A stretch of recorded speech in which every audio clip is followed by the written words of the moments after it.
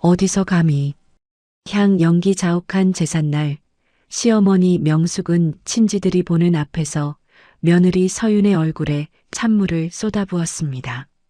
젖은 정장 옷깃에서 물방울이 떨어졌지만 서윤은 흔들리지 않았습니다. 그녀는 가방에서 두툼한 봉투 하나를 꺼내 제사상 옆 작은 소반 위에 내려놓았습니다. 탁! 아드님이 오늘 제사에 오지 않은 이유, 거기 다 들어 있습니다. 찬물을 맞은 사람은 서윤이었습니다. 하지만 그날 진짜 무너질 사람은 따로 있었습니다. 오늘의 사연 시작합니다. 구독과 좋아요로 끝까지 함께 해주세요. 명숙의 집안에는 기름 냄새와 향 연기가 무겁게 내려앉았습니다. 거실 한복판에는 제사상이 차려져 있었습니다. 하얀 명태포와 붉은 사과, 노란 배가 높다랗게 올라가 있었고 상 앞에 촛불 두 자루는 가늘게 흔들렸습니다. 부엌에서는 기름 튀는 소리가 끊이지 않았습니다. 친지 두어 명은 전을 부치며 분주하게 오갔고 거실 쪽에서는 오래된 지인들의 낮은 말소리가 오갔습니다. 명숙은 상석에 꼿꼿이 앉아 있었습니다. 손끝으로 진주 귀걸이를 매만지면서도 눈은 자꾸만 거실 입구로 향했습니다. 그 자리에서 딱 하나 서윤의 자리만 비어 있었습니다. 아니, 제삿날에 며느리가 이 시간까지 콧배기도 안 비치면 어디 가당키나 한 소리야? 명숙이 옆에 앉은 친지에게 들으라는 듯 목소리를 높였습니다. 내가 며느리를 잘못 봤지. 아주 잘못 봤어. 친지 한 명이 조심스럽게 말을 얹었습니다. 어머님 사정이 있겠거니 하고 조금만 더 기다려 보시죠. 명숙은 코웃음을 쳤습니다. 사정? 제삿날에 다른 일이 뭐가 그렇게 중요해? 남들은 자기 사정 없어서 이 자리에 앉아 있는 줄 알아? 맞은편에 앉은 친지가 괜히 찻잔을 만지작거렸습니다. 부엌 쪽에서 전을 붙이던 손길도 잠시 느려졌습니다. 명숙은 방안을 한번 훑고는 더 큰 목소리로 말을 이었습니다. 저 건너 방 여사도 허리 아프다면서 왔잖아. 그런데 한 집안 며느리가 제삿날 이 꼴이면 내가 뭐가 돼? 창피해서 얼굴을 못 들겠어. 그때 현관문 밖에서 단단한 발소리가 들렸습니다. 또렷하고 흔들림 없는 소리였습니다. 방 안의 시선이 자연스럽게 현관 쪽으로 모였습니다. 문이 열리고 한서윤이 들어섰습니다. 순간 거실의 공기가 미세하게 달라졌습니다. 서윤은 한복 차림이 아니었습니다. 짙은 감색 정장 슈트에 머리를 낮게 묶은 모습이었습니다. 화장기 없는 얼굴은 단정했고 눈빛은 이상할 만큼 고요했습니다. 발을 들여놓는 순간부터 서윤은 흔들리지 않았습니다. 왔네. 누군가 낮게 중얼거렸습니다. 명숙이 자리에서 벌떡 일어났습니다. 그녀는 곧장 서윤 앞으로 다가가 길을 막아섰습니다. 두 사람 사이의 거리는 한 걸음도 채 되지 않았습니다. 늦어도 너무 늦었잖아. 제삿날이 오늘인 줄은 알고 있었던 거야? 달력도 못 봐? 서윤이 명숙을 똑바로 바라보며 고개를 숙였습니다. 늦어서 죄송합니다.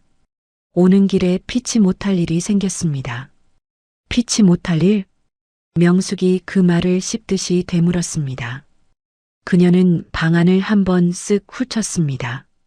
여러 사람의 눈이 자신에게 쏠려 있다는 것을 정확히 알고 있는 얼굴이었습니다. 피치 못할 일이 제삿날 며느리 도리보다 먼저라는 게 말이 돼? 남들은 다 와 있는데 한 집안 며느리가 어디서 이렇게 태연하게 들어서는 거야? 서윤이 다시 입을 열었습니다. 어머니, 먼저 말씀드리겠습니다. 명숙이 손바닥을 서윤의 얼굴 앞으로 내밀었습니다. 어디서 감히 말대꾸야? 내 앞에서 입을 열어? 거실이 순식간에 조용해졌습니다. 부엌에서 기름 튀는 소리만 작게 이어졌습니다. 서윤은 더 말하지 않았습니다. 명숙의 눈이 제사상 옆 작은 소반 쪽으로 향했습니다. 그 위에는 찬물 그릇이 하나 놓여 있었습니다. 명숙의 손이 그 그릇으로 움직였습니다. 어머님, 옆에 있던 친지가 낮게 불렀지만 이미 늦었습니다. 다음 순간 찬물이 서윤의 얼굴과 옷깃으로 그대로 쏟아졌습니다. 어머나, 세상에. 짧은 탄식이 여기저기서 새어나왔습니다. 전을 뒤집던 손이 멈췄습니다. 이야기를 나누던 친지들의 입도 일제히 닫혔습니다. 차가운 물이 서윤의 턱 끝을 타고 흘러내렸습니다. 정장 옷깃은 금세 젖어 색이 짙어졌고 흰 셔츠 안쪽까지 물기가 스며들었습니다. 바닥에는 물방울이 뚝뚝 떨어졌습니다. 그런데도 서윤은 눈 하나 깜빡이지 않았습니다. 젖은 얼굴 그대로 명숙을 바라봤습니다. 분노도 당혹감도 없는 얼굴이었습니다. 차갑고 고요한 눈빛만 남아 있었습니다. 명숙은 그 눈빛을 마주하고도 물러서지 않았습니다. 오히려 턱을 치켜들었습니다. 왜? 할 말 있으면 해봐. 어디 한번 해봐. 내가 들어줄게. 친지 한 사람이 조심스럽게 입을 열었습니다. 명숙 씨, 그래도 이건 좀. 명숙이 날카롭게 고개를 돌렸습니다. 뭐가 좀 그래? 제삿날에 며느리가 이러고 들어왔는데 내가 가만히 있어야 해? 그 말에 누구도 더 나서지 못했습니다. 서윤은 대답하지 않았습니다. 천천히 손을 들어 어깨에 걸친 가방을 열었습니다. 잠시 뒤 두툼한 서류 봉투 하나가 모습을 드러냈습니다. 서윤은 제사상 옆 작은 소반 앞으로 걸어갔습니다. 그리고 그 위에 봉투를 올려놓았습니다. 탁! 조용한 거실에 짧고 단단한 소리가 울렸습니다. 사람들의 시선이 일제히 봉투 위로 쏠렸습니다. 서윤이 입을 열었습니다. 오늘 제가 이 시간에 온 이유가 거기 들어 있습니다. 목소리는 낮고 또렷했습니다. 한 글자도 흔들리지 않았습니다. 그리고 아드님이 오늘 이 자리에 오지 않은 이유도요. 명숙의 눈썹이 움찔했습니다. 무슨 소리야? 진석이가 오늘 일이 있어서 못 온다고 했어. 아침에도 그렇게 연락했어. 서윤은 명숙을 바라보며 짧게 대답했습니다. 직접 확인해 보시면 압니다. 뭘 확인하라는 거야? 네가 지금 무슨 수작을 부리는 거야? 서윤은 더 설명하지 않았습니다. 명숙이 거칠게 손을 뻗어 봉투를 집어들었습니다. 봉투 입구가 열리자 사진 몇 장이 먼저 빠져나왔습니다. 남편 진석이 낯선 여자와 나란히 서 있는 사진이었습니다. 식당에서 찍힌 사진도 있었고 아파트 현관 앞에서 찍힌 사진도 있었습니다. 두 사람이 나란히 장을 보고 들어가는 모습도 있었습니다. 사진 뒤에는 주소가 또렷하게 인쇄된 종이 한 장이 끼어 있었습니다. 명숙의 손이 멈췄습니다. 입술이 파르르 떨렸고 손에 쥔 사진도 미세하게 흔들렸습니다. 이게 뭐야? 명숙이 겨우 소리를 냈습니다. 옆에 있던 친지들이 서로 눈치를 보며 고개를 돌렸습니다. 한 사람은 자리에서 조용히 일어나 부엌 쪽으로 빠져나갔습니다. 명숙은 사진에서 눈을 떼지 못했습니다. 입술을 열었다 닫았지만 말은 제대로 나오지 않았습니다. 그러다 고개를 번쩍 들었습니다. 거기서 지금 이게 무슨 짓이야? 그 순간 서윤은 이미 돌아서 있었습니다. 젖은 옷 그대로였습니다. 고개 한번 돌리지 않은 채 현관을 향해 걸어갔습니다. 또렷한 발걸음이 조용한 거실을 가로질렀습니다. 서윤아. 누군가 작게 불렀지만 서윤은 멈추지 않았습니다. 현관문이 열리고 곧 닫혔습니다. 거실에는 촛불만 조용히 흔들렸습니다. 명숙은 사진을 손에 쥔 채 그 자리에 서 있었습니다. 옆에 앉아있던 친지들 중 누구도 입을 열지 않았습니다. 향 연기만 천장 쪽으로 가늘게 올라갔습니다. 명숙의 시선은 닫힌 현관문에 고정되어 있었습니다. 손에 쥔 사진 한 장이 손가락 사이에서 빠져나와 바닥으로 떨어졌습니다. 발밑에 떨어진 사진 속에서 진석은 낯선 여자와 나란히 웃고 있었습니다. 부엌에서는 전타는 냄새가 번지기 시작했지만 아무도 달려가지 않았습니다. 명숙은 그 자리에서 한동안 움직이지 못했습니다. 서윤이 떠난 뒤에도 명숙은 제사상 앞에 굳어 있었습니다. 촛불은 흔들리고 향 냄새는 방 안에 무겁게 깔렸습니다. 하지만 명숙의 눈에는 손에 쥔 사진 몇 장만 보였습니다. 사진 속 진석은 낯선 여자와 웃고 있었습니다. 식당 앞 사진, 오피스텔 현관으로 함께 들어가는 사진, 장을 본 봉투를 나란히 든 사진, 그 뒤에는 주소와 호수까지 적힌 종이 한 장이 끼어 있었습니다. 명숙 씨, 이게 무슨 일이야? 명숙은 대답하지 않고 진석에게 전화를 걸었습니다. 신호음은 길게 이어졌지만 진석은 받지 않았습니다. 다시 걸어도 마찬가지였습니다. 왜 안 받아? 곁에 있던 친지가 눈치를 보며 말했습니다. 진석이가 바쁜가 보지. 명숙이 고개를 번쩍 들었습니다. 바빠? 오늘이 무슨 날인데 바빠? 방 안이 다시 조용해졌습니다. 명숙은 사진과 주소지를 움켜쥐고 자리에서 일어났습니다. 제사는 마저 지내. 나는 확인할 게 있어. 명숙 씨, 지금 어딜 가려고? 확인하러. 그 한마디만 남기고 명숙은 현관을 나섰습니다. 택시 안에서 그녀는 주소가 적힌 종이를 다시 펼쳤습니다. 강남의 한 오피스텔. 집에서 그리 멀지 않은 곳이었습니다. 그 가까운 거리가 오히려 더 끔찍했습니다. 이 근처에서 이런 짓을 하고 있었다고? 오피스텔 앞에 도착한 명숙은 급히 건물 입구로 향했습니다. 그때 주차장 한쪽에 익숙한 검은 세단이 보였습니다. 진석의 차였습니다. 번호판을 확인한 순간 명숙의 발끝이 굳었습니다. 뒷좌석 창문 안에는 명숙이 지난달 직접 사준 회색 목베개까지 놓여 있었습니다. 이제는 서윤이 꾸민 일이라고 우길 수도 없었습니다. 진석의 차가 그곳에 있었습니다. 그것도 제삿날, 제사 시간이 한창인 바로 그때에. 명숙은 이를 악물고 엘리베이터에 올랐습니다. 숫자가 올라가는 동안 같은 말만 속으로 되뇌었습니다. 아니어야 한다. 진석이면 안 된다. 내 아들이 그럴 리 없다. 그러나 종이에 적힌 호수 앞에 선 순간 그 말은 힘을 잃었습니다.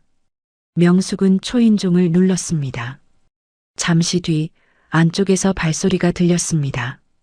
도어록이 풀리고 문이 열렸습니다. 문 앞에는 젊은 여자가 서 있었습니다. 베이지색 니트에 긴 머리를 늘어뜨린 여자. 사진 속 그 여자였습니다. 윤세라였습니다. 여기 윤세라 시집 맞죠?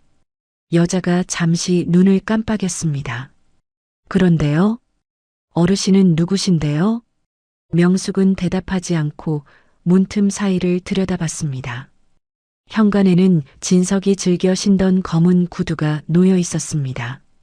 거실 테이블 위에는 커피잔 2개가 보였습니다. 소파 등받이에는 남자 재킷도 걸쳐져 있었습니다. 지난 겨울 명숙이 진석 생일에 사준 옷이었습니다. 명숙의 얼굴이 굳어졌습니다. 진석이 안에 있지? 세라의 표정이 처음으로 흔들렸습니다. 무슨 말씀인지 모르겠는데요. 모르겠다고? 명숙이 한 걸음 앞으로 다가섰습니다. 남의 아들 제삿날에 붙잡아 놓고 이제 와서 모른다고? 세라가 눈살을 찌푸렸습니다. 말씀 조심하세요. 제가 붙잡은 사람 아니에요. 그 순간 집 안쪽에서 남자의 목소리가 들렸습니다. 세라야, 누구야? 명숙의 몸이 그대로 굳었습니다. 모를 수 없는 목소리였습니다. 자신이 40년 가까이 길러온 아들의 목소리였습니다. 세라가 뒤돌아보는 틈에 명숙은 문을 밀고 들어갔습니다. 거실 안쪽에서 진석이 모습을 드러냈습니다. 셔츠 단추는 2개쯤 풀려 있었고 손에는 머그잔이 들려 있었습니다. 머리카락도 약간 젖어 있었습니다. 잠깐 들른 사람의 모습이 아니었습니다. 진석은 명숙을 보자 그대로 멈췄습니다. 엄마. 명숙은 한동안 말을 잇지 못했습니다. 사진으로 보는 것과 직접 마주하는 것은 달랐습니다. 분노보다 먼저 수치심이 올라왔습니다. 친지들 앞에서 서윤에게 찬물을 끼얹던 자기 모습도 떠올랐습니다. 그 찬물이 누구에게 향했어야 했는지 이제는 너무 분명했습니다. 하지만 명숙은 그 생각을 밀어냈습니다. 인정하는 순간 자신이 무너질 것 같았습니다. 너 지금 여기서 뭐 하고 있는 거야? 진석은 머그잔을 내려놓았습니다. 엄마가 여길 어떻게 알았어? 그게 지금 내 입에서 먼저 나올 말이야? 명숙의 목소리가 떨렸습니다. 오늘 제사였어. 내 아내는 그 자리에서 찬물을 맞았고 진석의 얼굴이 굳었습니다. 하지만 미안한 얼굴은 아니었습니다. 눈동자만 빠르게 움직였습니다. 누가 알렸는지 어디까지 알려졌는지 계산하는 얼굴이었습니다. 서윤이가 보냈어? 명숙의 눈이 커졌습니다. 뭐? 그 여자가 엄마 여기로 보냈냐고. 진석이 이를 악물었습니다. 엄마, 이건 서윤이가 일부러 꾸민 거야. 제사 자리에서 엄마 망신 주려고 작정한 거라고. 명숙은 기가 막힌 듯 웃었습니다. 네가 제삿날 이 여자 집에 있는 걸 들켰는데 지금 서윤이 탓을 해? 진석은 바로 대답하지 못했습니다. 세라는 팔짱을 낀 채 2사람을 지켜보고 있었습니다. 명숙이 세라를 노려봤습니다. 너는 입 다물어. 진석이 낮게 말했습니다. 엄마, 여기서 이러지 마. 일단 집에 가. 친척들 앞에서는 아무 말도 하지 말고. 왜? 명숙이 차갑게 물었습니다. 네가 창피해서? 진석의 얼굴이 일그러졌습니다. 지금 중요한 건 그게 아니야. 그럼 뭐가 중요한데?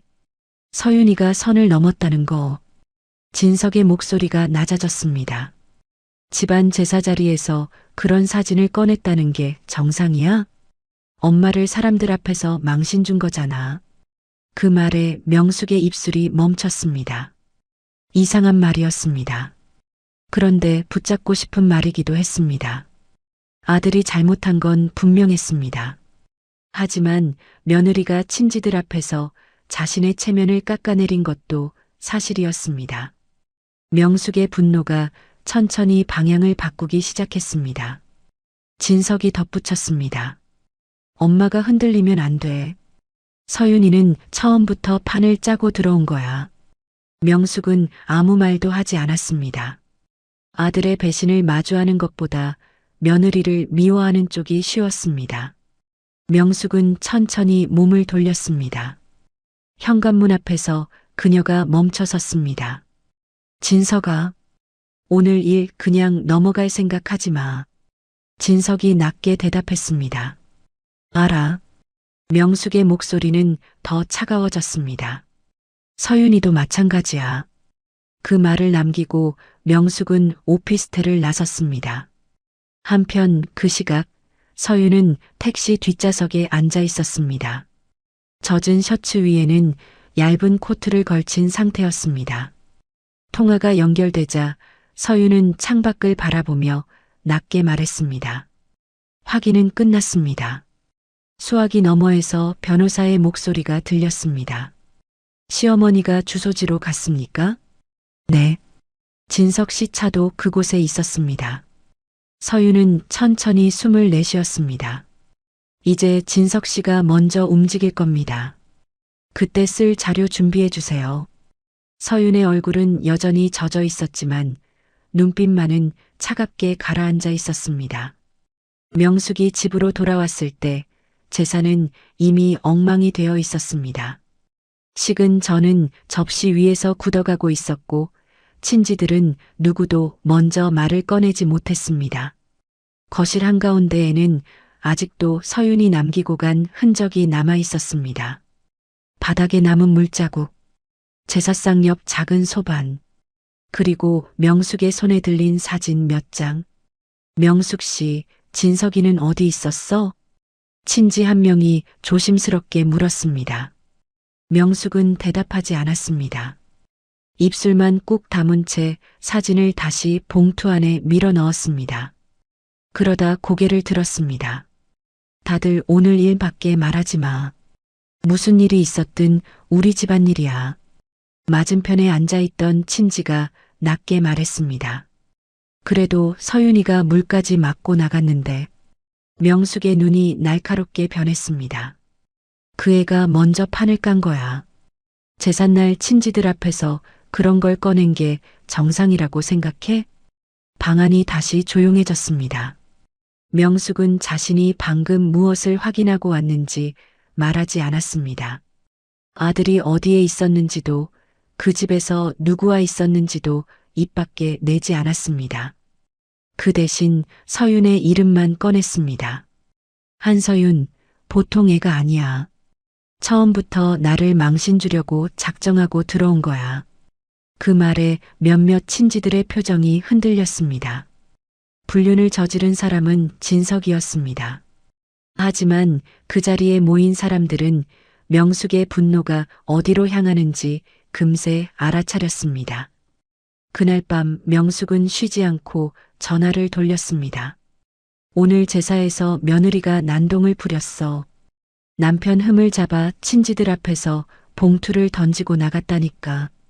요즘 애들이 무섭다더니 정말 집안을 뒤집어 엎으려고 들더라. 말은 조금씩 바뀌었습니다.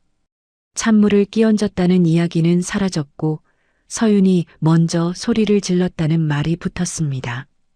사진을 꺼낸 일은 집안을 모욕한 행동이 되었고 젖은 옷으로 조용히 나간 서윤은 제삿날 난동을 부린 며느리가 되어 있었습니다.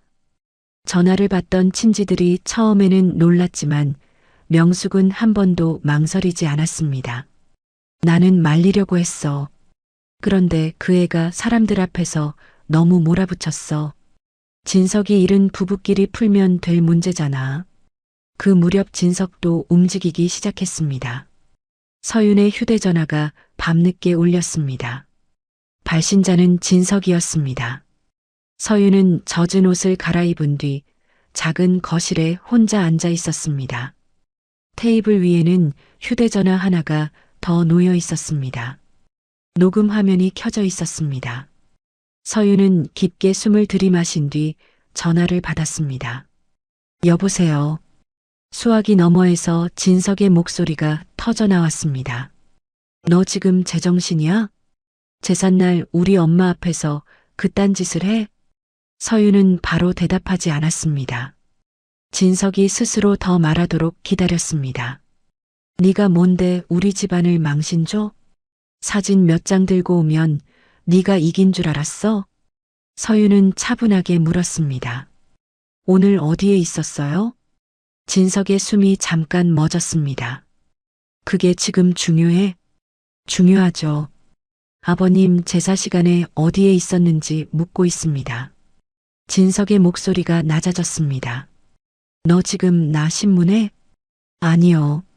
서윤은 손끝으로 녹음 중인 휴대전화를 한번 확인했습니다. 대답을 듣고 있는 겁니다.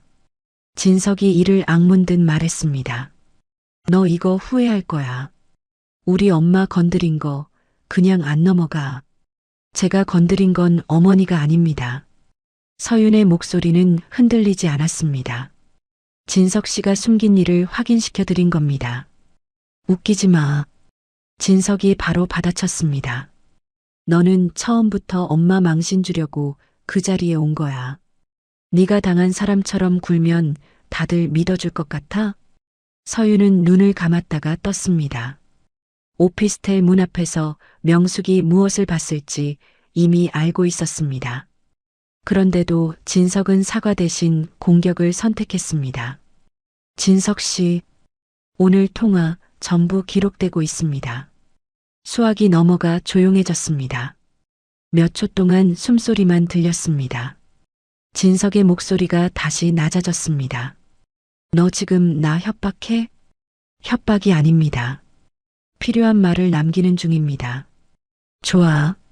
진석이 차갑게 웃었습니다. 그럼 나도 말 남길게.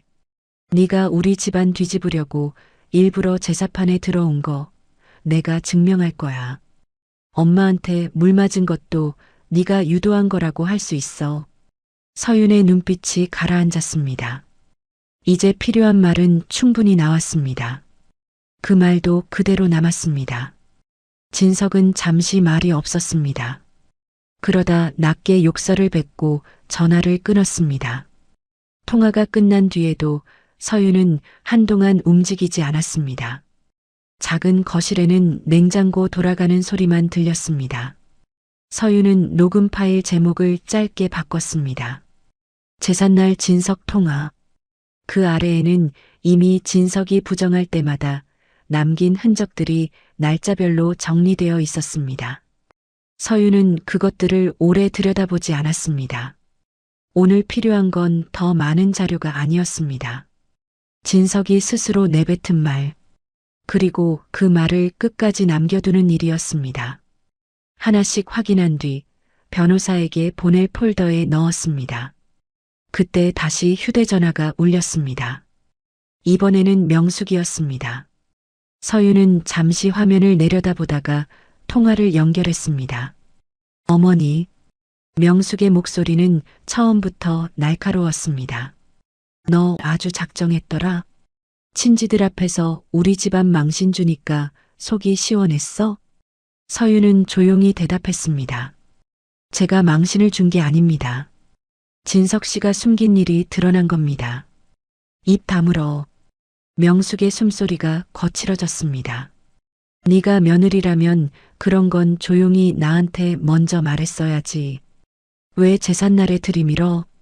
어머니는 제가 조용히 말했으면 믿으셨을까요? 명숙은 바로 대답하지 못했습니다. 그 침묵이 답이었습니다. 서윤이 다시 말했습니다. 오늘 보셨잖아요. 주소지에 누가 있었는지. 명숙의 목소리가 순간 흔들렸습니다. 네가 나를 거기로 보낸 거잖아. 그래서요? 서윤의 대답은 짧았습니다. 거짓이었습니까? 수화기 너머에서 명숙의 숨이 거칠어졌습니다. 너 정말 무서운 애구나. 어머니. 서윤은 천천히 말을 이었습니다. 무서운 건 제가 아닙니다. 잘못을 보고도 저를 탓하려는 이 집입니다. 명숙은 더 참지 못하고 소리쳤습니다. 너 어디 한번 해봐. 네가 어디까지 버티는지 보자. 전화는 거칠게 끊겼습니다. 서윤은 휴대전화를 내려놓았습니다. 이번 통화도 저장되어 있었습니다. 서윤은 새 폴더를 하나 만들었습니다.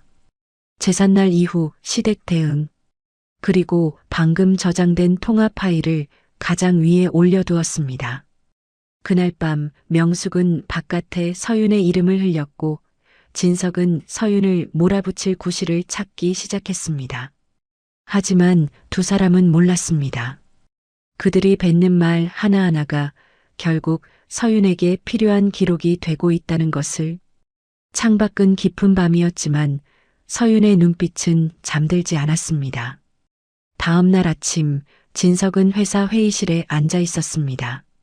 전날 밤부터 서윤에게 여러 번 전화를 걸었지만 서윤은 한 번도 받지 않았습니다. 문자도 읽지 않았습니다.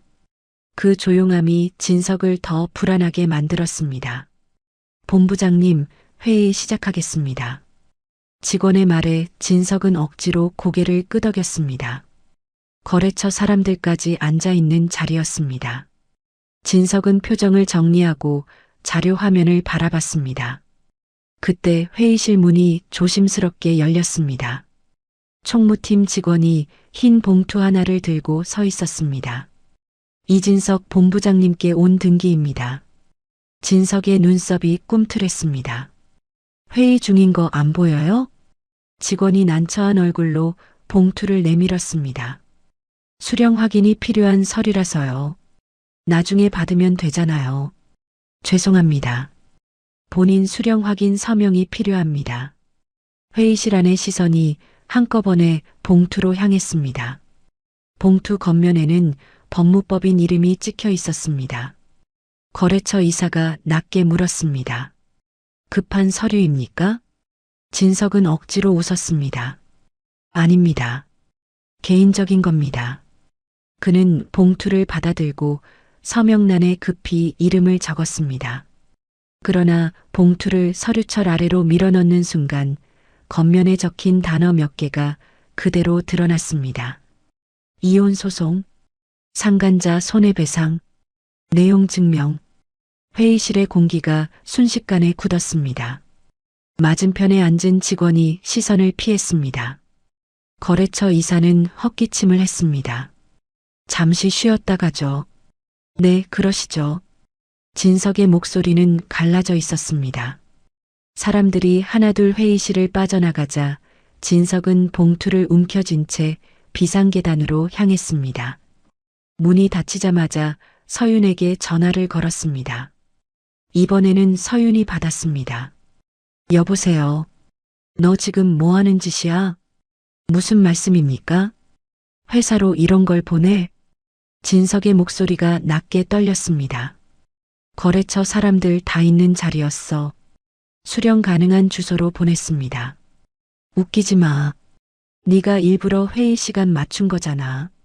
서윤은 잠시 조용히 있다가 대답했습니다. 어제 제가 받은 찬물도 제사 시간에 맞춰진 건 아니었습니다. 진석이 말을 멈췄습니다. 서윤의 목소리는 차분했습니다. 소장과 내용 증명은 정식 절차로 보낸 겁니다. 윤세라 씨에게도 같은 날 도착할 겁니다. 세라까지 건드려? 진석 씨가 숨긴 관계입니다. 제가 만든 관계가 아닙니다. 진석은 이를 악물었습니다. 사진 지워. 자료도 전부 지워. 지금이라도 멈추면 나도 생각해 볼게. 서윤이 낮게 물었습니다. 무엇을 생각해 보겠다는 겁니까? 너한테 기회를 주겠다는 거야. 기회요? 네가 이렇게 나오면 너도 좋을 거 없어. 서윤은 짧게 숨을 내쉬었습니다. 진석 씨, 삭제하면 사라진다고 생각했습니까? 진석의 숨소리가 멈췄습니다. 당신이 지운 건 휴대전화 기록이지 돈이 지나간 흔적은 아닙니다. 무슨 돈? 생활비와 회사 돈이 어디로 흘러갔는지 이미 확인했습니다. 진석의 목소리가 급히 낮아졌습니다. 그건 네가 모르는 일이야. 그러면 설명하세요. 법원에서든 회사에서든. 한서윤. 진석이 낮게 으르렁거렸습니다. 너 정말 끝까지 가겠다는 거야? 끝까지 숨기려 한 건 진석 씨입니다. 우리 엄마까지 끌어들였잖아. 어머니는 제게 찬물을 끼얹으셨습니다. 그 일도 기록해 두었습니다. 뭐? 친지들 앞에서 일어난 일입니다. 필요하면 같이 제출하겠습니다. 비상계단 안이 조용해졌습니다. 진석은 휴대전화를 쥔 손에 힘을 주었습니다. 그제야 그는 깨달았습니다. 서윤은 감정에 휩쓸려 움직이는 사람이 아니었습니다. 그날 제삿집에 들어오기 전부터 이미 모든 순서를 정해둔 사람이었습니다. 너 어디까지 준비했어? 진석의 목소리가 처음으로 흔들렸습니다. 서윤은 바로 대답하지 않았습니다. 지금부터 진석 씨가 하는 말과 행동이 전부 다음 자료가 될 겁니다. 그러니까 신중하게 움직이세요. 통화가 끊겼습니다. 진석은 한동안 휴대전화 화면만 내려다봤습니다. 그때 세라에게서 전화가 걸려왔습니다. 진석은 마른 침을 삼키고 전화를 받았습니다. 세라야. 수화기 너머에서 세라의 목소리가 터져 나왔습니다. 오빠, 이게 뭐야? 우리 집으로 법원 서류가 왔어. 상간자 손해배상이 뭐야? 진석은 눈을 감았습니다. 일단 진정해. 어떻게 진정해? 내 이름이 서류에 적혀 있잖아. 오빠가 끝난 사이라고 했잖아. 부인이랑 정리된 거라며? 세라야, 그건. 뭐가 그건이야? 세라의 목소리가 더 높아졌습니다. 나 이 일 커지면 가만 안 있어. 오빠가 나한테 뭐라고 했는지 다 말할 거야. 진석은 아무 말도 하지 못했습니다. 전화가 끊기고 곧바로 명숙에게서 전화가 왔습니다. 진석은 벽에 기대어 전화를 받았습니다. 엄마, 왜 목소리가 그래? 서윤이가 움직였어. 명숙의 목소리가 날카로워졌습니다. 뭘 했는데? 회사로 서류가 왔어. 세라 쪽에도 갔고. 수학이 넘어가 잠깐 조용해졌습니다. 명숙은 이를 악문듯 말했습니다. 그 애가 정말 집안을 박살내려고 작정했구나. 엄마. 진석의 목소리는 전보다 낮아져 있었습니다. 저 여자가 어디까지 잡아놨는지 나도 모르겠어. 명숙도 바로 대답하지 못했습니다. 전날 찬물을 맞고도 흔들리지 않던 서윤의 얼굴이 떠올랐습니다. 그때는 건방지다고만 생각했습니다. 하지만 이제는 조금 달라 보였습니다. 그 고요함은 참는 얼굴이 아니라 기다리는 얼굴이었습니다. 같은 시각 서윤은 변호사 사무실에 앉아 있었습니다. 테이블 위에는 두꺼운 파일이 놓여 있었지만 서윤은 그것을 넘기지 않았습니다. 이미 필요한 흐름은 정리되어 있었습니다. 지금 중요한 건 자료의 양이 아니었습니다. 상대가 어떻게 흔들리는지였습니다. 변호사가 조용히 말했습니다. 오늘부터 연락이 많이 올 겁니다. 서윤이 고개를 끄덕였습니다. 올 겁니다. 받으시겠습니까? 필요한 전화만 받겠습니다. 그리고요? 서윤은 뒤집어 놓은 휴대전화를 바라봤습니다. 화면은 계속 깜빡이고 있었습니다. 진석, 명숙, 모르는 번호. 서윤은 다시 고개를 들었습니다. 그들이 먼저 말하게 두겠습니다. 변호사는 짧게 고개를 끄덕였습니다. 그 말들이 결국 가장 강한 자료가 될 수 있습니다. 서윤은 창밖을 바라봤습니다. 어제까지 그녀는 찬물을 맞은 며느리였습니다. 하지만 오늘부터는 달랐습니다. 그들이 숨겨온 일을 차례로 밖으로 꺼내는 사람이었습니다. 서류가 도착한 뒤 진석과 명숙은 더 노골적으로 움직였습니다. 그들은 서윤을 바로 찾아오지 않았습니다. 대신 바깥부터 흔들기 시작했습니다. 가장 먼저 움직인 사람은 명숙이었습니다. 명숙은 아침부터 전화기를 붙잡고 앉았습니다. 평소 친하게 지내던 동네 사람들, 제사에 왔던 친지들, 진석 회사 쪽을 아는 지인들까지 차례로 전화를 걸었습니다. 내가 이런 말까지는 안 하려고 했는데 명숙은 매번 그렇게 시작했습니다. 그리고 마지막에는 꼭 서윤의 이름을 꺼냈습니다. 며느리가 제삿날 집안을 뒤집어 놨어. 남편 일은 부부끼리 풀면 될 문제잖아. 그런데 친지들 앞에서 봉투를 던지고 나가더라니까. 상대가 조심스럽게 물었습니다. 그래도 진석이가 잘못한 게 있는 거 아니야? 명숙의 목소리는 바로 높아졌습니다. 잘못이 있으면 조용히 말했어야지. 제삿날 어른들 앞에서 사람 망신 주는 게 정상이라고 생각해? 찬물을 끼얹은 일은 그 말 속에서 조금씩 지워졌습니다. 서윤이 젖은 옷으로 조용히 나간 장면도 사라졌습니다. 남은 것은 하나였습니다. 제삿날 시댁을 망신 준 며느리. 그날 오후 서윤은 회사 근처 카페에서 거래처 담당자를 만났습니다. 원래는 다음 달 계약 일정을 확인하는 자리였습니다. 하지만 담당자의 태도는 평소와 달랐습니다. 그는 말을 꺼내기 전부터 서윤의 눈치를 살폈습니다. 한 팀장님, 제가 조심스럽게 여쭤봐도 될까요? 서윤은 컵을 내려놓았습니다. 말씀하세요. 집안에 일이 좀 있으시다는 이야기를 들었습니다. 서윤의 손끝이 아주 잠깐 멈췄습니다. 누구에게 들으셨습니까? 담당자는 난처한 얼굴로 시선을 피했습니다. 그냥 돌고 도는 말이라서요. 제삿날에 좀 큰일이 있었다고. 상대 회사 쪽에서도 들은 분들이 있는 것 같습니다. 서윤은 천천히 숨을 골랐습니다. 생각보다 빨랐습니다. 명숙이 뿌린 말은 하루도 지나지 않아 서윤의 일터 근처까지 닿아 있었습니다. 담당자가 다시 말을 이었습니다. 저는 한 팀장님을 믿습니다. 다만 위에서 괜한 리스크를 싫어하니까요. 이번 계약 미팅은 며칠만 미루자는 이야기가 나왔습니다. 서윤은 고개를 끄덕였습니다. 알겠습니다. 일정 변경 사유는 메일로 남겨주세요. 담당자의 얼굴이 굳었습니다. 메일로요? 네. 서윤은 차분하게 대답했습니다. 구두로 들은 말은 서로 다르게 기억할 수 있으니까요. 담당자는 더 말하지 못했습니다. 카페를 나온 뒤 서윤은 잠시 길가에 멈춰 섰습니다. 차가운 바람이 젖었던 기억을 다시 건드렸습니다. 제삿날의 찬물은 이미 말랐지만 그날의 물자국은 다른 방식으로 번지고 있었습니다. 몇 분 뒤 담당자에게서 메일이 도착했습니다. 제목은 짧았습니다. 계약 미팅 일정 조정 요청. 문장들은 정중했지만 핵심은 분명했습니다.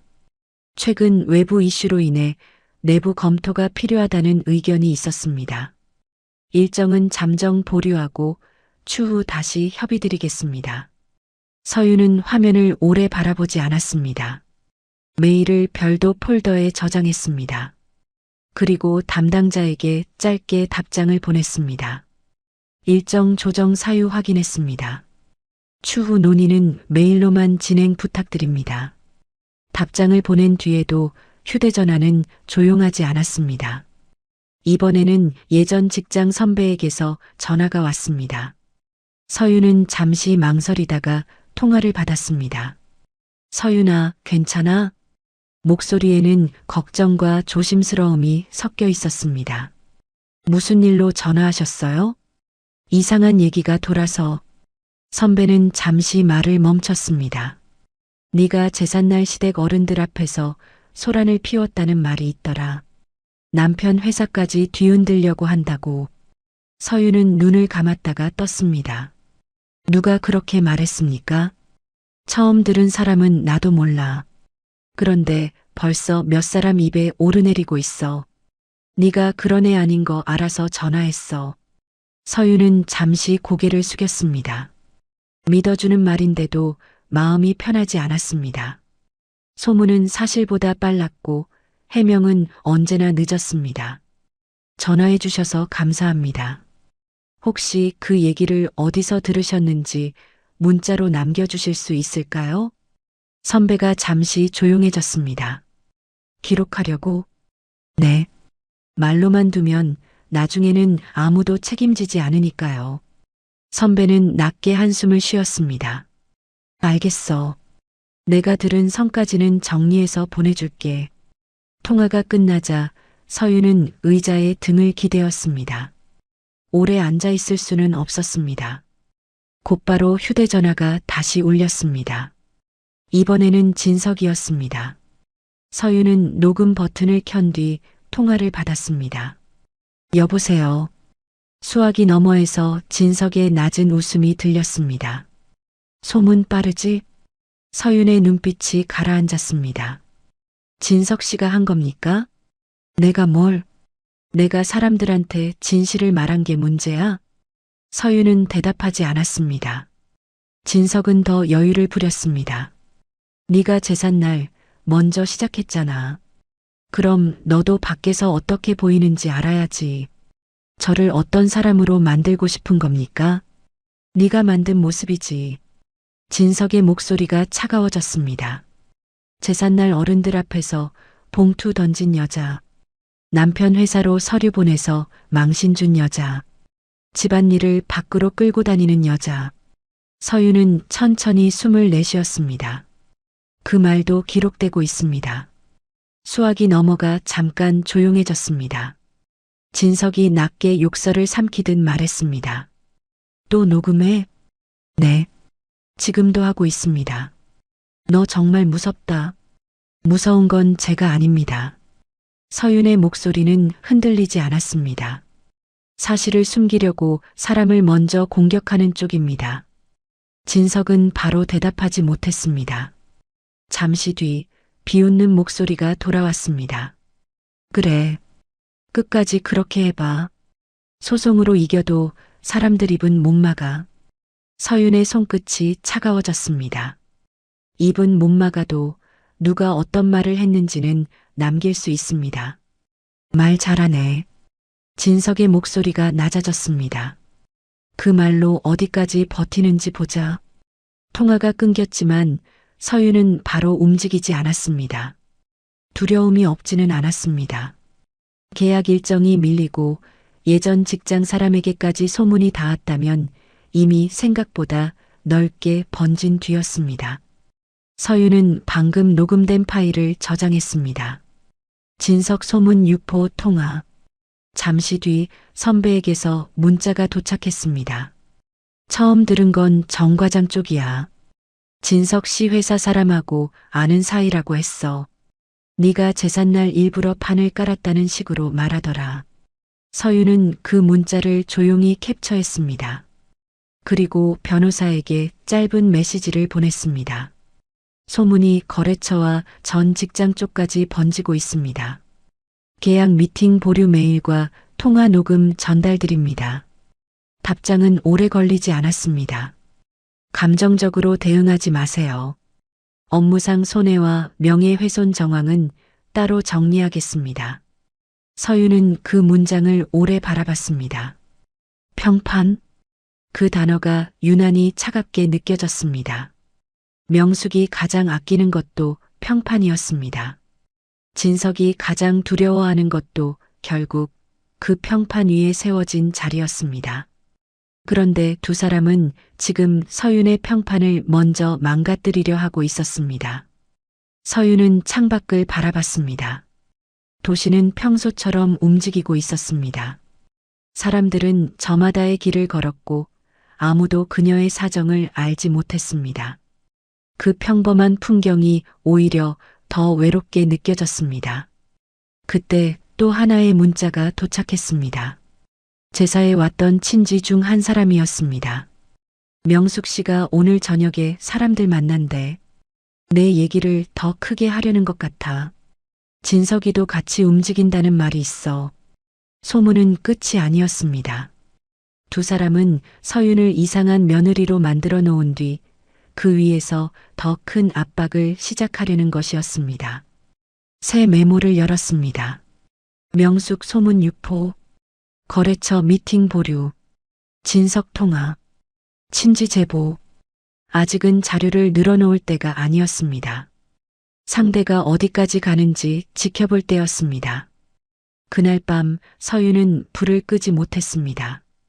집안은 조용했지만 이상하게 현관 쪽 공기가 무거웠습니다. 휴대전화는 책상 위에 엎어둔 채였고 녹음 앱은 바로 켤 수 있게 열려 있었습니다. 몇 시간이 지나자 복도 쪽에서 엘리베이터 멈추는 소리가 들렸습니다. 곧이어 현관 앞에 발소리가 멈춰서고 초인종이 울렸습니다. 인터폰 화면 속에는 명숙과 진석이 함께 서 있었습니다. 명숙의 얼굴은 굳어 있었고 진석은 휴대전화를 손에 쥔 채 위를 올려다보고 있었습니다. 예상보다 빠른 방문이었습니다. 서윤은 인터폰 화면을 바라본 채 움직이지 않았습니다. 인터폰 화면 속 명숙은 굳은 얼굴로 서 있었습니다. 그 옆에는 진석도 있었습니다.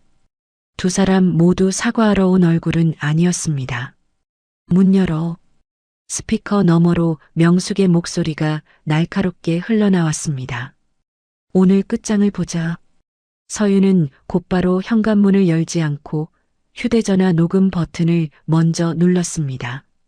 그리고 천천히 현관으로 걸어가 문을 반쯤만 열었습니다. 무슨 일로 오셨습니까?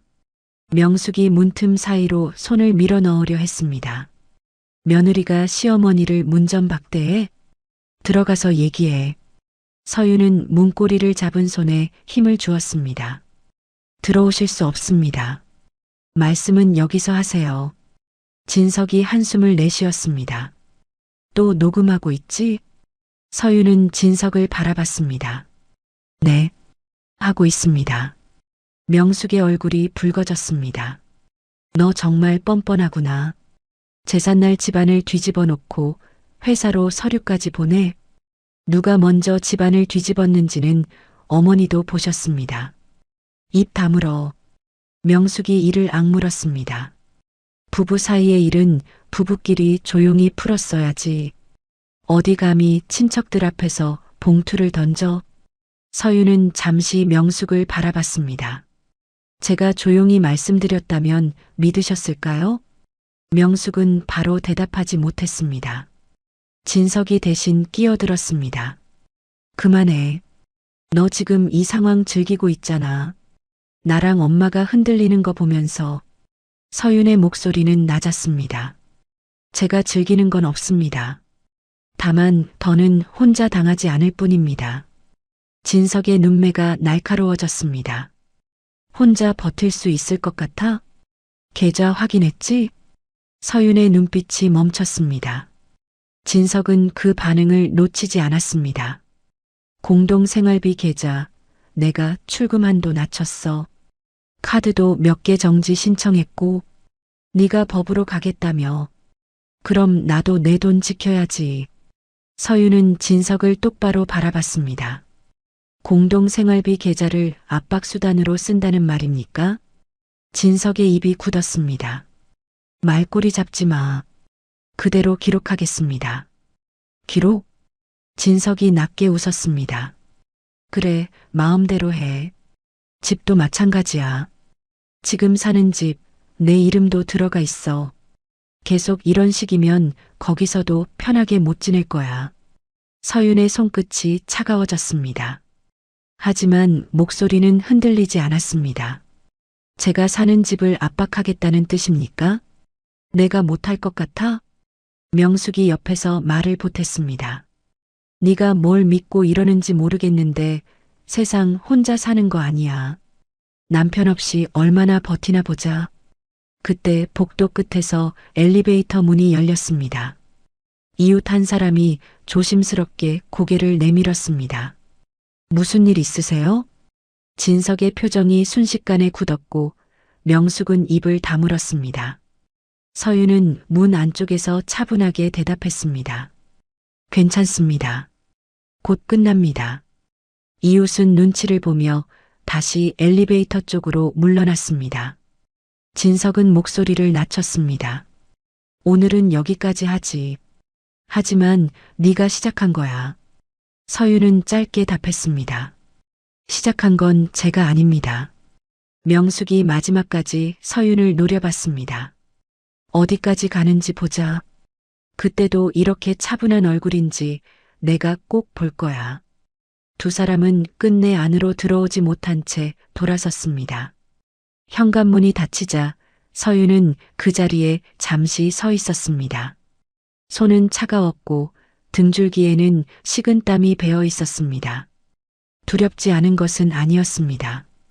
계좌와 카드, 집까지 흔들리기 시작하면 당장 계산해야 할 것이 많았지만 서윤은 주저앉지 않았습니다. 녹음 파일을 저장하고 짧은 제목을 붙였습니다. 주거 압박 녹음. 그 정도면 충분했습니다. 다음 날 아침 진석의 말은 실제가 되어 돌아왔습니다. 서윤이 편의점에서 카드를 내밀었을 때 단말기에는 승인 거절 문구가 떴습니다. 다른 카드는 결제됐지만 한도는 전보다 낮아져 있었습니다.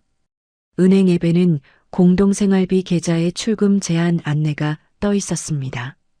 완전히 막힌 것은 아니었습니다. 하지만 서윤이 불편함을 느끼도록 딱 그만큼만 건드려져 있었습니다. 곧이어 부동산 중개인에게서 전화가 왔습니다. 한서윤 씨, 혹시 배우자분하고 계약 문제로 이야기 중이신가요? 서윤은 길가에 멈춰 섰습니다. 무슨 연락을 받으셨습니까? 배우자분이 보증금 정리나 연장 문제에 변동이 있을 수 있다고 해서요.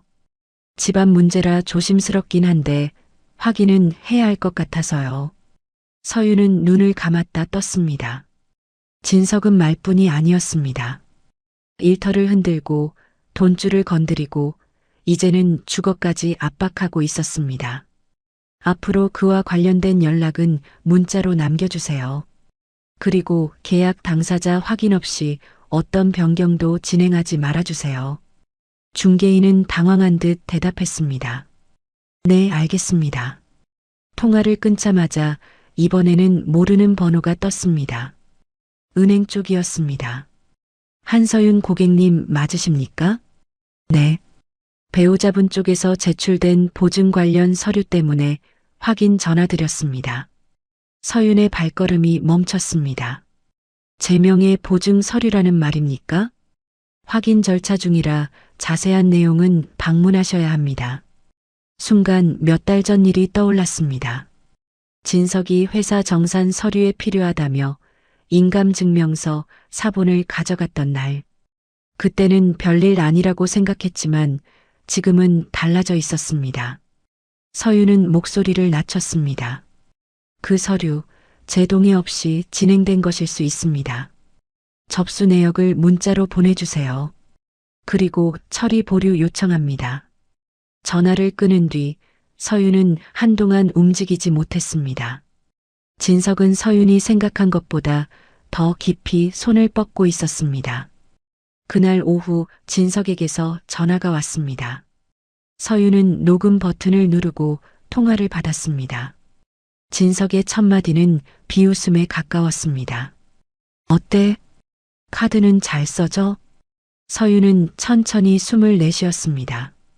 방금 말도 녹음되고 있습니다. 수화기 넘어가 조용해졌습니다. 진석의 숨소리가 짧게 끊겼습니다. 너 정말 끝까지 가겠다는 거구나. 진석 씨가 먼저 제 생활 기반을 건드렸습니다. 생활 기반? 진석이 낮게 웃었습니다. 내가 마음먹으면 그 정도로 안 끝나. 보증 서류도 확인했습니다. 진석은 바로 대답하지 못했습니다. 그 침묵이 더 많은 것을 말해주고 있었습니다. 그 부분은 별도로 확인하겠습니다. 당신이 제 이름을 어떻게 썼는지도요. 진석은 욕설을 삼키듯 숨을 내쉬었습니다. 너 후회할 거야. 그 말도 남았습니다. 서윤이 전화를 끊었습니다. 손끝은 여전히 차가웠지만 눈빛은 더 단단해졌습니다. 그날 저녁 서윤은 한 통의 메시지를 받았습니다. 제사에 왔던 친지 중 한 사람이 보낸 것이었습니다. 내 시어머니가 내일 저녁 모임에서 내 얘기를 꺼낼 것 같아. 진석이 회사 사람들도 온다더라. 조심해. 서윤은 그 문장을 오래 바라봤습니다. 명숙이 가장 아끼는 것은 바깥 평판이었습니다. 진석이 가장 두려워하는 것도 그 평판 위에 세워진 돈줄이었습니다. 두 사람이 서윤을 몰아붙이려고 고른 자리가 오히려 모든 것을 뒤집을 자리가 될 수도 있었습니다. 서윤은 휴대전화를 내려놓았습니다. 그리고 조용히 변호사에게 메시지를 보냈습니다. 내일 저녁 모임 장소 확인했습니다. 그들이 먼저 말하게 두겠습니다. 창밖에는 어둠이 내려앉고 있었습니다. 서윤은 불 꺼진 유리창에 비친 자기 얼굴을 바라봤습니다. 다음 날 저녁 명숙은 한식당 별실에 앉아 있었습니다. 긴 원목상 위에는 정갈한 반찬들이 놓여 있었고 벽 쪽에는 지역 모임 사람들과 진석의 회사 관계자들이 자리하고 있었습니다. 평소라면 명숙이 가장 좋아하는 자리였습니다. 사람들의 시선이 자신에게 모이고 자신의 말 한마디에 분위기가 움직이는 자리. 그날도 명숙은 그 힘을 믿고 있었습니다. 요즘 집안일 때문에 내가 얼굴을 들 수가 없어요. 명숙이 먼저 한숨을 내쉬었습니다. 맞은편에 앉은 여자가 조심스럽게 물었습니다. 며느리 일 때문이라면서요? 명숙은 기다렸다는 듯 고개를 끄덕였습니다. 제삿날에 친지들 앞에서 봉투를 던지고 나갔어요. 남편 흠을 잡았으면 조용히 어른한테 말해야지. 어디 어른들 모인 자리에서 집안을 뒤집어나?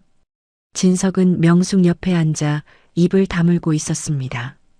하지만 표정은 어둡게 굳어 있었습니다. 그는 자리에 모인 회사 관계자들을 의식하고 있었습니다. 명숙은 일부러 그쪽을 바라보며 말을 이었습니다. 요즘 젊은 사람들이 무서워요. 자기 뜻대로 안 되면 바로 서류 보내고 회사까지 흔들고 그게 며느리가 할 짓이에요? 누군가 낮게 혀를 찼습니다. 그때 별실 문이 조용히 열렸습니다. 사람들의 시선이 일제히 문 쪽으로 향했습니다. 서윤이 들어서고 있었습니다.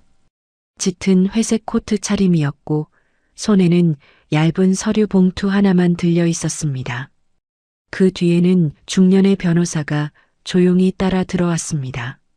명숙의 얼굴이 굳었습니다. 네가 여길 어떻게 알고 와? 서윤은 별실 안을 천천히 둘러봤습니다. 그리고 명숙을 바라봤습니다. 어머니가 제 이야기를 하신다고 들었습니다. 끝까지 들으러 왔습니다. 진석이 자리에서 벌떡 일어났습니다. 나가. 여기가 어디라고 들어와? 서윤의 시선이 진석에게 옮겨갔습니다. 회사 관계자분들도 계시네요. 오히려 잘 됐습니다. 진석의 눈이 흔들렸습니다. 무슨 뜻이야? 서윤은 대답 대신 휴대전화를 꺼냈습니다. 방금 어머니께서 말씀하셨죠. 제가 제삿날 집안을 뒤집었다고요. 명숙이 이를 악물었습니다. 틀린 말이야? 그럼 처음부터 확인하겠습니다. 서윤은 화면을 눌렀습니다. 스피커에서 진석의 목소리가 흘러나왔습니다. 집도 마찬가지야. 계속 이런 식이면 거기서도 편하게 못 있을 거야. 별실 안이 조용해졌습니다. 이어 명숙의 목소리도 흘러나왔습니다. 남편 없이 얼마나 버티나 보자. 어디까지 가는지 보자. 명숙의 얼굴이 순식간에 붉어졌습니다. 너 지금 녹음까지 틀어? 서윤은 차분하게 대답했습니다. 제 집 앞에서 하신 말씀입니다. 제가 초대한 자리도 아니었고 제가 먼저 소란을 만든 자리도 아니었습니다. 진석이 서둘러 끼어들었습니다. 그건 앞뒤를 자른 거야. 사람이 화가 나면 그런 말도 할 수 있지. 서윤은 진석을 바라봤습니다. 그래서 계좌도 건드리셨습니까? 진석의 입이 닫혔습니다. 서윤은 서류 봉투에서 종이 몇 장을 꺼냈습니다. 두껍게 쌓은 자료가 아니었습니다. 딱 필요한 것만 골라온 듯 했습니다. 공동생활비 계좌에는 출금 제한 안내가 떴습니다. 제 명의와 관련된 보증 관련 서류 접수 내역도 확인됐습니다. 그리고 회사 지출 중 일부는 윤세라 씨와 연결된 장소에서 반복적으로 사용됐습니다. 진석의 회사 이사가 고개를 들었습니다. 잠깐만요. 그의 목소리가 낮아졌습니다. 회사 지출이라고 하셨습니까? 진석이 급히 손을 저었습니다. 이사님, 그건 사적인 오해입니다. 오해라면 설명하시면 됩니다. 서윤의 목소리는 흔들리지 않았습니다. 저는 오늘 이 자리에서 결론을 내리자는 게 아닙니다. 다만 여기 계신 분들 중 법인 운영과 관련된 분들이 계시니 확인하지 않은 채 넘어가면 나중에 함께 책임을 물을 수도 있다는 점을 알려드리는 겁니다. 별실의 공기가 바뀌었습니다. 조금 전까지 명숙의 말에 고개를 끄덕이던 사람들이 서로 눈치를 보기 시작했습니다. 진석의 이마에 땀이 맺혔습니다. 한서윤, 그만해. 아직 시작도 안 했습니다. 서윤은 진석을 똑바로 바라봤습니다. 제삿날 아버님 제사 시간에 어디에 있었는지, 윤세라 씨에게 뭐라고 말하고 만났는지, 공동생활비와 회사 돈이 어디로 흘러갔는지, 그리고 제 이름이 왜 보증 서류에 올라갔는지, 진석은 아무 말도 하지 못했습니다. 그 침묵이 사람들의 의심을 더 키웠습니다. 명숙이 떨리는 목소리로 소리쳤습니다. 다 네가 꾸민 거야. 처음부터 우리 집안 망신시키려고.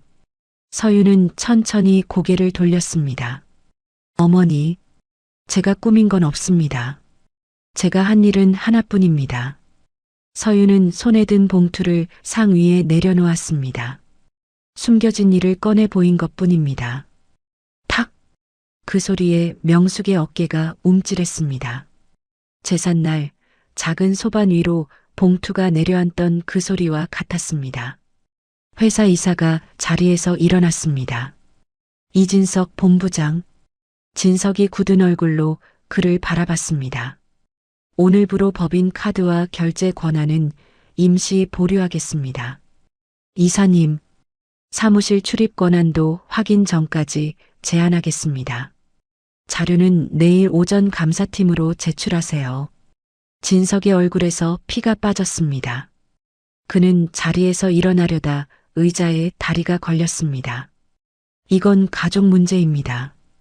이사가 차갑게 받아쳤습니다. 회사 돈이 섞이면 가족 문제가 아닙니다. 별실 안은 완전히 조용해졌습니다. 명숙은 주변 사람들의 시선을 견디지 못하고 고개를 숙였습니다. 조금 전까지 서윤을 흉보던 사람들은 이제 아무 말도 하지 않았습니다. 진석은 서윤에게 다가오려 했습니다. 너 나랑 밖에서 얘기해. 변호사가 조용히 한 걸음 앞으로 나섰습니다. 지금부터 의뢰인에게 직접 접근하지 마십시오. 진석의 발걸음이 멈췄습니다. 서윤은 더 이상 진석을 보지 않았습니다. 명숙이 힘없이 중얼거렸습니다. 서윤아, 이렇게까지 해야 했니? 서윤은 잠시 명숙을 바라봤습니다. 그 눈빛에는 분노보다 피로가 더 짙었습니다. 저도 여기까지 오고 싶지 않았습니다. 하지만 어머니도 진석 씨도 멈추지 않으셨습니다. 명숙은 아무 말도 하지 못했습니다. 서윤은 코트를 여미고 몸을 돌렸습니다. 별실 문 앞에서 잠시 멈춰섰습니다. 그리고 마지막으로 낮게 말했습니다. 이제부터는 말이 아니라 기록으로 확인하겠습니다. 문이 닫혔습니다. 별실 안에는 식어가는 음식과 누구도 집어들지 못한 술잔만 남았습니다. 진석은 그 자리에 굳어 있었고 명숙은 처음으로 고개를 들지 못했습니다. 그날 밤 제삿날의 봉투 한 장은 집안의 문제가 아니게 되었습니다. 그것은 진석이 숨겨온 돈과 관계, 그리고 명숙이 지키려던 체면까지 함께 끌어내린 시작이 되었습니다. 한식당 별실에서 벌어진 일은 그날 밤을 넘기지 못했습니다. 모임에 있던 사람들은 아무 말도 하지 않는 척했지만 다음 날 아침 진석의 회사 분위기는 완전히 달라져 있었습니다. 가장 먼저 막힌 것은 사무실 출입 카드였습니다. 법인 카드 사용 권한도 임시 정지됐고 결제 라인에서는 진석의 이름이 빠졌습니다. 감사팀은 그가 사용한 지출 내역을 다시 확인하기 시작했습니다. 진석은 회사 로비에서 직원에게 막혀 한참을 서 있었습니다. 본부장님, 오늘은 출입이 어렵습니다. 내 회사야. 진석이 이를 악물고 말했습니다. 직원은 고개를 숙였지만 물러서지 않았습니다. 감사 절차가 끝날 때까지는 지시받은 대로 해야 합니다. 그 말에 진석의 얼굴이 붉어졌습니다. 어제까지만 해도 직원들이 먼저 문을 열어주던 사람이었습니다. 하지만 이제는 로비 한가운데에서 출입을 거절당하고 있었습니다. 그는 휴대전화를 꺼내 이사에게 전화를 걸었지만 통화는 연결되지 않았습니다. 다시 걸어도 마찬가지였습니다. 그때 세라에게서 문자가 들어왔습니다. 나한테 연락하지 마. 오빠가 정리됐다고 한 말 전부 거짓말이었잖아. 필요하면 나도 내가 들은 말 다 제출할 거야. 진석은 화면을 내려다보다가 욕설을 삼켰습니다. 그가 붙잡고 있던 사람들도 하나씩 손을 놓기 시작했습니다. 세라도 예외가 아니었습니다. 같은 시각 명숙은 집 안에 혼자 앉아 있었습니다. 전화기는 계속 울렸지만 그녀는 쉽게 받지 못했습니다. 어제 별실에 함께 있던 사람들이었습니다. 평소라면 명숙이 먼저 전화를 걸어 자기 입장을 설명했을 사람들. 하지만 이번에는 달랐습니다. 명숙이 전화를 받자 상대는 조심스럽게 말을 꺼냈습니다. 명숙 씨, 어제 일은 좀 놀랐어요. 명숙은 입술을 깨물었습니다. 그 애가 사람들 앞에서 일부러 그런 거야. 그래도 진석이 일은 사실이잖아요. 수화기 너머의 말은 짧았습니다. 그 한마디에 명숙은 아무 대답도 하지 못했습니다. 상대가 다시 말했습니다. 며느리한테 찬물 끼얹었다는 말도 들렸어요. 그건 좀 아니었죠. 명숙은 전화를 끊었습니다. 자신이 지키려고 했던 체면은 이미 무너져 있었습니다. 며느리를 몰아세우면 아들의 잘못이 가려질 줄 알았습니다. 하지만 사람들은 이제 명숙을 다른 눈으로 보고 있었습니다. 자식 잘못을 감싼 어머니, 며느리에게 찬물을 끼얹고도 사과하지 않은 시어머니, 그 말들이 명숙의 이름 뒤에 붙기 시작했습니다. 며칠 뒤 서윤은 변호사 사무실에서 조용히 서류를 확인하고 있었습니다. 테이블 위에는 두꺼운 자료 더미가 없었습니다. 꼭 필요한 서류 몇 장만 놓여 있었습니다. 이혼 조정 신청서, 상간자 손해배상 청구서, 그리고 진성명의 지출과 보증 관련 확인 자료. 변호사가 낮게 말했습니다. 회사 쪽에서도 별도 조사를 진행 중입니다. 법인 지출 문제는 그쪽에서 먼저 움직일 가능성이 큽니다. 서윤은 고개를 끄덕였습니다. 제명의 보증 서류는요? 본인 동의 여부가 핵심입니다. 변호사는 서류 한 장을 앞으로 밀었습니다.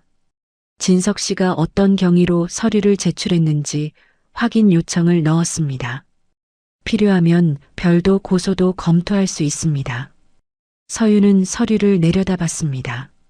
몇 달 전 진석이 아무렇지 않게 말하던 장면이 떠올랐습니다. 회사 서류에 필요해. 그냥 사본만 있으면 돼.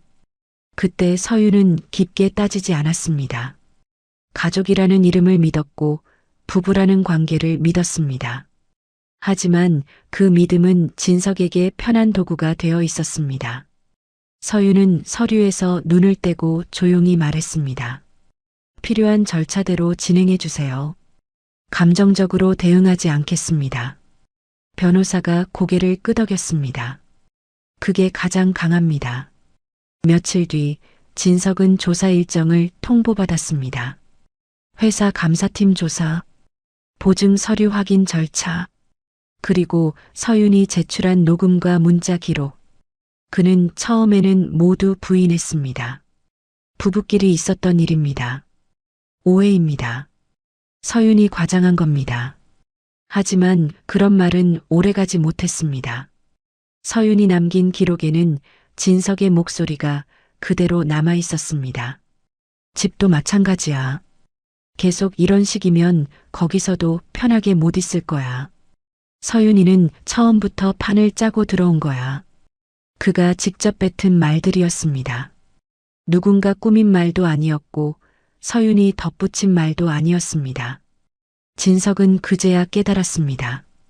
그동안 자신이 서윤을 몰아붙인다고 생각했던 말들이 결국 자신을 가두는 벽이 되어 돌아왔다는 것을. 명숙은 며칠을 버티다 결국 서윤의 집 앞을 찾아왔습니다. 이번에는 진석이 없었습니다. 명숙은 현관 앞에서 한참을 서 있다가 초인종을 눌렀습니다. 서윤은 인터폰 화면을 확인했습니다. 명숙의 얼굴은 이전과 달랐습니다. 날카롭던 눈매는 사라졌고 어깨는 작아 보였습니다. 서윤아. 스피커 너머로 명숙의 목소리가 흘러나왔습니다. 잠깐만 얘기하자. 서윤은 바로 문을 열지 않았습니다.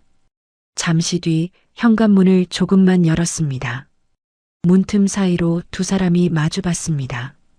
명숙은 입술을 달싹였습니다. 내가 그날은. 말이 멈췄습니다.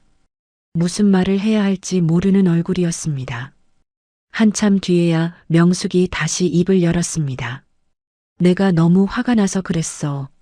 서윤은 아무 말도 하지 않았습니다. 명숙의 눈가가 붉어졌습니다. 진석이 잃은 내가 어떻게든. 어머니. 서윤이 조용히 말을 끊었습니다. 명숙의 입이 닫혔습니다. 서윤은 낮은 목소리로 말했습니다. 저는 이제 그쪽 집안일을 듣고 싶지 않습니다. 서윤아. 그날 찬물보다 더 차가웠던 건 어머니가 아드님의 불륜을 보고도 저를 탓했다는 사실입니다. 명숙의 얼굴이 굳었습니다. 서윤은 눈을 피하지 않았습니다.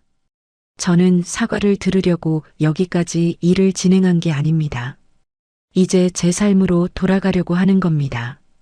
명숙은 아무 말도 하지 못했습니다. 서윤은 조용히 문을 닫았습니다.